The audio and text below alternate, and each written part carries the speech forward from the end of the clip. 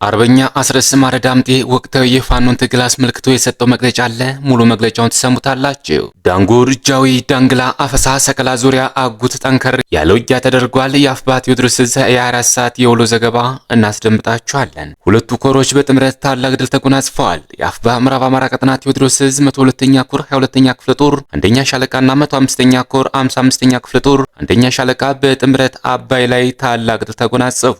ዞብላምባ ክፍለ ጦር አራተኛ ሻለቃ ቆቦ ከተማ ዙሪያ ድል ተጎናጽፈዋል። 206ኛ ኮር ከጠላት ጋር በማበር በሰራዊቱ ስም የተለያዩ ወንጀሎችን ሲፈጽም በነበረው አባል ላይ እርምጃ ወሰደ። ኢህአፓ አዲስ አበባ ትናገራለች በሚል መሪ ቃል አፍሪካ ሆቴል ለህዳር 27 የጠራውን ህዝባዊ ስብሰባ ማካሄድ እንደማይችል አስታወቀ። እስከ መጨረሻው ድረስ አብራችሁ ስትቆዩ እነዚህና ሌሎች ያልተሰሙ መረጃዎችን በዝርዝር እናስደምጣችኋለን።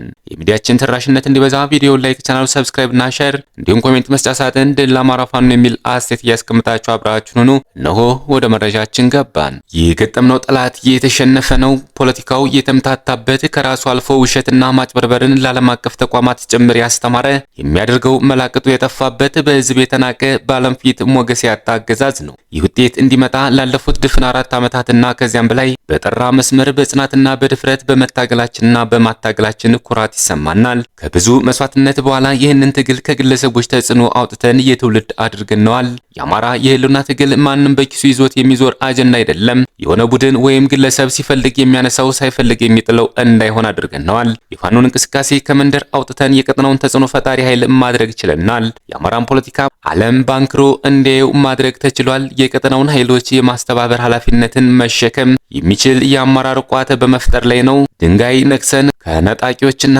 ከሰንጣቂዎች የጠበቅነውን ትግል ለባላደረው ትውልድ እናስረክበዋለን። መሪያችን በጠላት ጫና በተሰደዱና መንግስታዊ መዋቅር በፈረሰ ጊዜም ጭምር ሀገር ያቆዩ የኢትዮጵያውያን ህብራዊ ማንነት ከቀይ ገዢዎች የጠበቁት የአርበኞች ልጆች ነን ሲል አርበኛ አስረስ ማረ ዳምጤ መልእክቱን አስተላልፏል። ዳንጉር፣ ጃዊ፣ ዳንግላ፣ አፈሳ፣ ሰከላ ዙሪያ አጉት ጠንከር ያለ ውጊያ ተደረገ። የአማራን ህዝብ በሳምንት ውጊያ ትጥቁን አስፈተዋለሁ ብሎ የገባው የብልጽግና አረመኔ ሰራዊት በአማራ ምድር እንደ ቆሎ እየረገፈ ትጥቁንም እየፈታ ይገኛል። ለ3 ዓመት አካባቢ እየተዋጋ የሚገኘው አረመኔ ሰራዊት በአማራ ፋኖ እየደረሰበት የሚገኘው ሽንፈት በአፉ ማመን ቢያዳግተውም በየግንባሩ ግን በርካታ ወታደሮችን እየቀበረ ትጥቁንም እና የተቆጣጥሮት የነበረውን ቦታም እያስረከበ ይገኛል። በዛሬው ዕለትም አፋባ ምዕራብ አማራ ቀጠና ቴዎድሮስ ዕዝ በተለያዩ ግንባሮች ማለትም በዳንጉር፣ በጃዊ፣ በዳንግላ ዙሪያ ማረሚያ ቤት አካባቢ በአፈሳ ሰከላ ዙሪያ አጉት ጠንከር ያለ ውጊያ አድርጓል።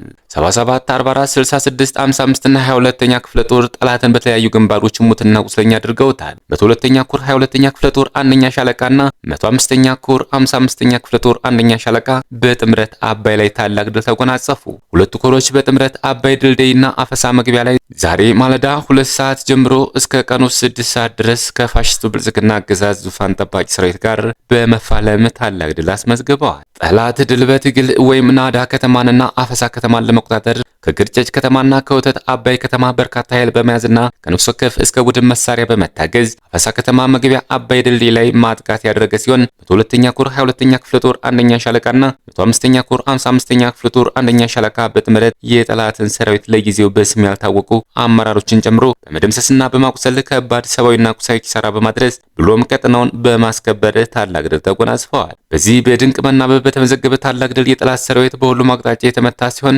አስከሬንና ቁስለኛውንም እያነሳ ወደ መጣበት አቅጣጫ ሸሽቷል።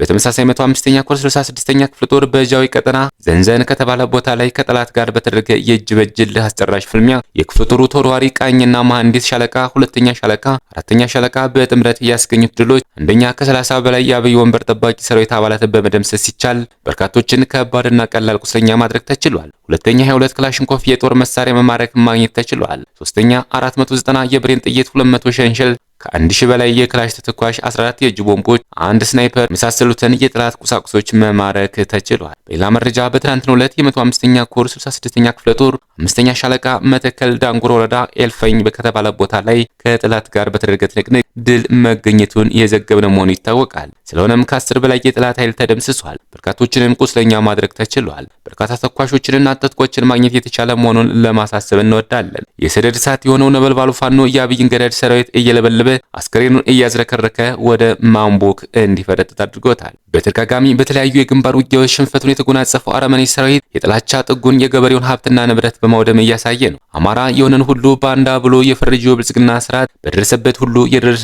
ሰብል እያቃጠለ የሚገኘውን ማህበረሰብ እያፈነ ገንዘብ እየተቀበለ ይገኛል። በአዴት፣ አንጋር፣ ሰቀለ ማርያም፣ ዴንሳ፣ ባታ አካባቢ ሊጥ ዱቄት፣ የተከዘነ እህል፣ በርበሬ በመዝረፍና በመበተን የቆመ ሰብል በማቃጠል የጥላቻ ጥጉን በሚገባ አሳይቷል። የዓለም አቀፍ የጦር ህጎች በመጣስ ምንም የማያውቁ ንጹሃን እየጨፈጨፈና ሀብት ንብረታቸውን እያወደመ የሚገኘው የብልጽግና ስርዓት በየትኛውም መልኩ ልንዋጋው ይገባል። ለዚህም ሁሉ በከተማው በገጠርም የሚገኝ ማህበረሰብ የሚሰጠውን ግዳጅ በአግባቡ ለመወጣት ዝግጁ መሆን ይገባል። መረጃውን ያደረሰን አፍባሃ ቴዎድሮስ እዝ ህዝብ ግንኙነት መምሪያ ኃላፊ ነው። ዞብላምባ ክፍለ ጦር 4ኛ ሻለቃ ቆቦ ከተማ ዙሪያ ድል ተጎናጸፉ። ምስራቅ አማራ ኮር 2 ዞብላምባ ክፍለ ጦር 4ኛ ሻለቃ ቆቦ ከተማ ዙሪያ ልዩ ስሙ ካራኤላና አጣዋ ጋሪያ ላይ ጠላት ኮንክሪት ምሽግ ሰርቶ ከመሸገበት ድረስ ትናንት ምሽት በመግባት በርካታ ኃይሉን ሙትና ቁስለኛ በማድረግ ታላቅ ጀብድ ፈጽመዋል። ጠላት ወደሚመታበትና በጅምላ ወደሚማረክበት ቦታ ተስቦ የገባ ሲሆን በተደጋጋሚ የደፈጣ ጥቃት እየተመታ ሲሆን መካናይዝዱንም ማሸሽ ጀምሯል። በቀጣይም በደፈጣና በሽምቅ ውጊያ የማስርቸት የማሸማቀቅና የማፍረስ ስራው ተጠናክሮ የሚቀጥልና በአመቺ ጊዜ ደግሞ ሙሉ ለሙሉ ወደሚደመሰስበትና ወደሚማረክበት መደበኛ ተጋድሎ በማስገባት ድል እናድርገዋለን።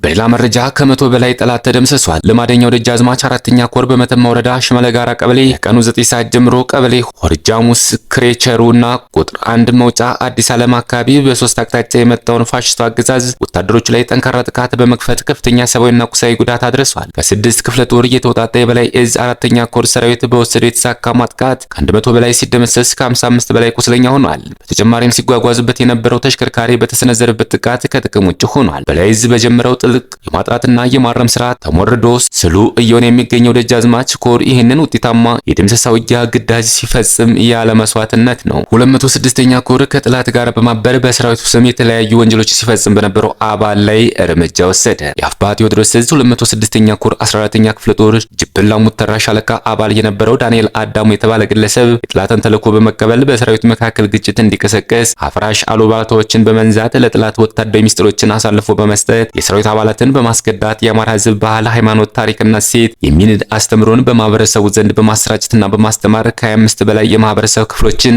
አስገድዶ ገንዘብ በመቀበል እንዲሁም በድርጅቱ የተሰጠውን ኃላፊነት ወደ ጎን በመተው ከ700 ሺህ ብር በላይ የድርጅት ገንዘብ በመዝረፍ ደብረ ማርቆስ ከመሸገው የአረመኔው ሰራዊት ጋር በጥቅምና በንግድ በመገናኘት የጥይት የትጥቅ ሽያጭ ላይ የተሰለፈው ዳንኤል አዳሙ ከጥላት ካድሬዎች ማለትም ከደብረ ማርቆስ ከተማ መረጃና ደህንነት ሙሉ ሰው፣ ከደብረ ኤልያስ አስተዳደር ሀብታሙ፣ በደብረ ኤልያስ ከተማ ከመሸገው የመከላከያ መረጃና ደህንነት ሰለሞን የተሰጠውን ተልዕኮ ጨርሶ እጅ ለመስጠት ሲንቀሳቀስ በቁጥጥር ስር የዋለ ሲሆን በተደረገበት የምርመራ ወንጀሉን ፈጽሞ የተገኘ መሆኑ ተረጋግጦ ግለሰቡን በሰራዊቱ ፊት ወንጀሉን ከጠላት ተልዕኮ ተቀብሎ መፈጸሙን በእምነት ክደት ቃሉ ማረጋገጡን ተከትሎ 206ኛ ኮር የድርጅቱን ሕግና ደንብ መሰረት በማድረግ በቀድሞ የጅብላ ሙተራ ሻለቃ አባል ዳንኤል አዳሙ ላይ እርምጃ ወስዷል። ኮሩ በጠላት የተቀነባበሩ ወንጀሎችን በመመርመር ፈጻሚ አካላትን በመለየት በቁጥጥር ስር አድርጎ ምርመራ የጀመረ ሲሆን በትግሉና በሰራዊቱ መካከል እንዲገቡ ተደርጎ ተልዕኮ የተሰጣቸውን አባላት አመራሮችና የህብረተሰብ ክፍሎችን በመከታተል አብዮታዊ እርምጃ መውሰዱን አጠናክሮ እንደሚቀጥል አስታውቋል። የቀድሞው የሰላም ሚኒስትር ዴኤታ ታዬ ደንደዓ ጥፋተኛ በተባሉበት የጸና ፈቃድ ሳይኖር የጦር መሳሪያ ይዞ የመገኘት ወንጀል በ7 ዓመት ከ2 ወር እስራትና በ5000 ብር የገንዘብ መቀጮ